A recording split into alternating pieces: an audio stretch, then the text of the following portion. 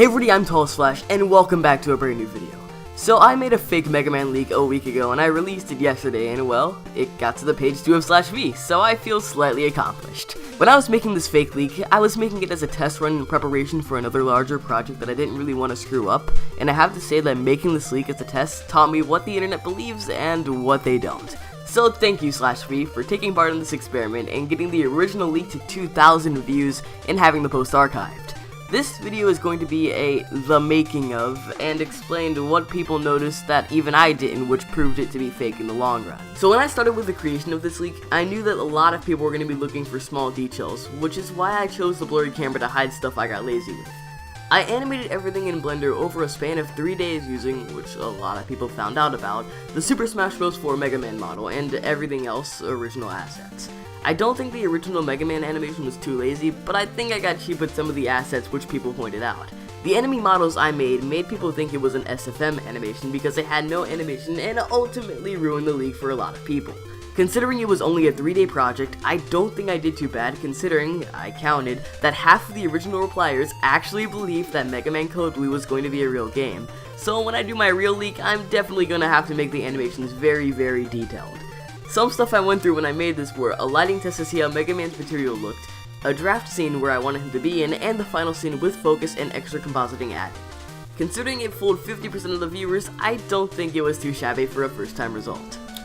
When I created the animation and rendered it out, it looked extremely fake on its own, and it probably still looked fake in the end. But to try to combat that, I added some motion blur to try to make it look a little bit more cinematic, which in my opinion made the animation look a lot more believable on its own.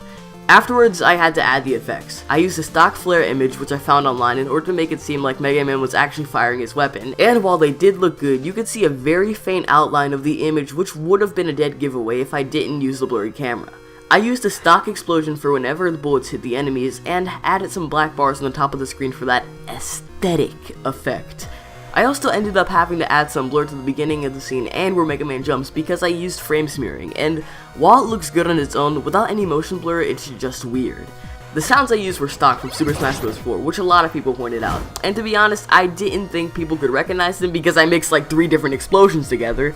Nonetheless, I guess reusing sounds doesn't work, even when you change them up a little bit.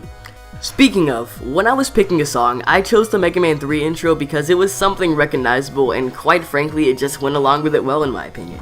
People pointed out that it wasn't a remix and that it was just a straight rip, but that wasn't exactly true. I imported the original song into Audacity, worked some magic, and added a lot of depth that the recording itself I posted just didn't show. I'll play a snippet of that now.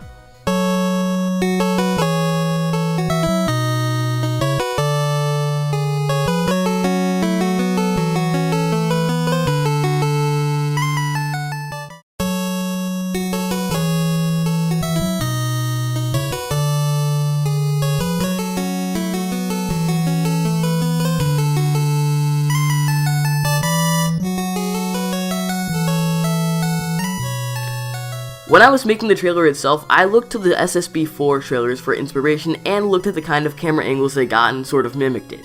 The ESRB rating was just an image I found online, and the copyright at the end was just copy and pasted from the end of the real trailer. One person pointed out that the text in the transitions wasn't like Capcom to use, and I don't really think the blurry camera here did me justice, because a lot of what I did was add glitching effects to the text and use a soft glow that was supposed to make everything look a lot cooler, and that didn't really show in the recorded video. I don't have anything else to say, so I guess I'll conclude the video here with this, and then show the full unblurred version of said trailer. Overall, it was really fun to make this, and I definitely know what to do now and what not to do in the future. Thank you all so much for watching, and remember, with any leaks you see in the future, remain cautiously hyped. Mwah.